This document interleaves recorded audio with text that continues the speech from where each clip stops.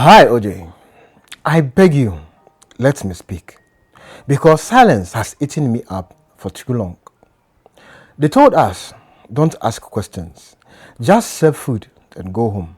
But I truly wish I had asked questions that night. What I witnessed was not food service, no, not just a party. It was a covenant of shadows. And once you see such things, your heart never beats the same. You see, I wasn't always suspicious. I was the kind of girl who used to cry during worship songs, the kind who believed pastors were closer to heaven than the rest of us. I grew up in pews, OJ, Sunday service, midweek Bible study, Holy Ghost night. My mother never missed, and she dragged me with her. At one point, I even prayed to marry a pastor.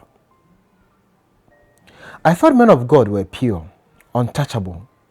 But life, it has a way of undressing your innocence. It shows you that not everybody who lives the Bible lives by it. And not every tongue that speaks in tongues belongs to God. I have worked in the hospitality for years, 10 maybe or more.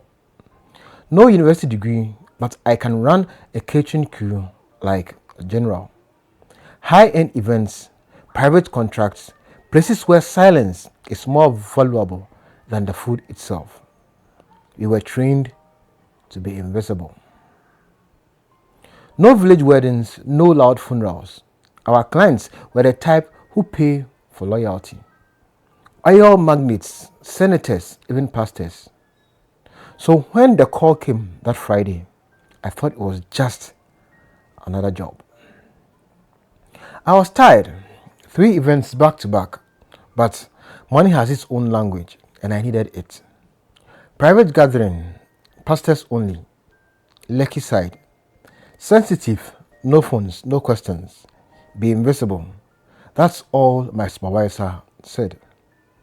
I agreed, but inside me, unease began to drum softly. The compound was not a house, it was a fortress. Armed guards, not bouncers in black shirts, but trained men who moved like they had once worn military boots. They checked us like airport security, tagged our bags, confiscated our phones. The mansion itself was elegant but not showy. It was the kind of house that doesn't appear on Google Map, the kind that only power knows. They let us in through the back. The first thing I felt was quiet, a thick quiet that pressed against your ear. We were 8 women on duty, all dressed in our black flats and white shirts, hair tied, expressions natural. Even amongst ourselves, there was no laughter, no chatter. One girl whispered to me, "This job, they paid double." But her face wasn't smiling when she said it. The head assistant, a slim young woman with sharp eyes, gave us final instructions. Don't speak unless spoken to. Don't hold eye contact too long. If you see anything unusual, you didn't. She smiled as she said it. That smile chilled me more than the words. The guests began arriving around 6:30. Not through the main door, but through discreet side entrances. Black SUVs, tinted sedans, even a Rolls Royce. These were not men of the people. They were men of their own kingdom. Their perfumes were heavy and their faces unreadable. They walked in as if the world belonged to them. Inside, the lights were dim. Soft instrumental music floated in the air. Something herbal burned in corners. Not frankincense, not church incense. It smelled foreign, intoxicating, like a perfume meant to lower your guard. We served drinks, small chops, moved like ghosts. And as we passed, I listened. They weren't talking about Christ. They weren't talking about salvation.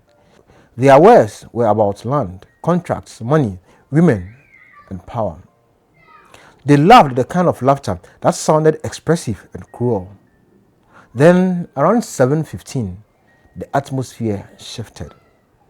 The head assistant said, "VIPs arriving. Protocol change." I was near the pantry when I heard a knock on the hidden door beside me. I turned, and that was the moment everything changed. 5 girls entered. OJ, I swear before heaven, some were too young. 2 looked no older than 17. One of them clutched a school bag. A school bag in that mansion. They wore simple clothes, no makeup. They looked like children pulled straight from their homes. A heavy-set man in dark shades escorted them. He didn't greet, he just nodded to the assistant, and she nodded back. The girls were led down the corridors to the forbidden room at the far end of the house. One girl, I will never forget her face. Fear lived in her eyes like a trapped bird. She glanced at me briefly, and my hands shook. My tongue froze. What would I even say? "Excuse me, sir, what are these children meant for?" No, that house was built on silence, and fear was the cement. Shortly after, trays of special drinks appeared. Pink milky liquids in slim glasses. I had never seen them before. They were labeled VIP only. No tasting, no questions. The assistants ordered. I obeyed. But my spirit screamed. When those drinks disappeared into the black rooms, the laughter changed. I heard giggles, not the natural kind. These were forced, dizzy giggles, the sound of girls not fully in control of their own voices. The men's laughter, though theirs was full, hearty and mocking. Wolves after a meal. Later, one of the girls stumbled out to use the washroom. Her steps were weak, her dress slipping from the shoulders. She looked empty, hollow, as if her soul has been siphoned out. Her eyes met mine, glassy, silent. I wanted to grab her, ask if she was okay, but before I could, the assistant appeared and shoved her back inside. That moment carved itself into my bones. This was not ordinary abuse. No, this was spiritual. These men weren't just corrupt, they were something else. They carried a power, but it wasn't holy. It was dark and demonic. A power that cloaked their shame in prophecy, that made young girls forget how to scream, that made staff like us mute, even when our souls were on fire. We were not serving food that night, we were serving darkness. And I tell you, OJ, by the time I left, I was not the same woman. I carried my paycheck, but it felt like blood money. I couldn't sleep. I kept hearing the giggles, kept seeing the empty eyes of that girl with the school bag. And the worst of it, the men I served that night are men millions knew before every Sunday. Men people call daddy in the Lord. People always ask, why didn't you speak then? But OJ, how do I shout when the whole world has been trained not to believe you? How do you accuse when they will call you bitter, possessed, or a liar? In that house, one rule stood clear: obey or vanish. And I could not vanish. I had a child to feed. But I'm speaking now because silence has weight and it crushes my soul.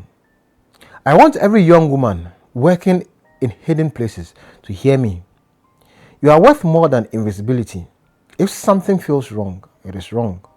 Do not let fear convince you otherwise. And to those listening, if this story unsettles you, let me unsettle you enough to act. Share it, speak about it. Don't let darkness stay hidden. Because that night taught me the most dangerous rituals are not done in shrines or under trees. Sometimes they are done in mansions by men dressed in suits, holding Bibles they do not live by. OJ, I will continue this story in part 2. There is more, much more. But for tonight, let my words be a seed, and may it grow into questions that no paycheck, no title, no fear can silence. This is your anonymous OJ, and if you are new here, I would like you to like, subscribe, share, comment, and hype this channel. And tell somebody about your anonymous OJ. I'll see you in our next confession.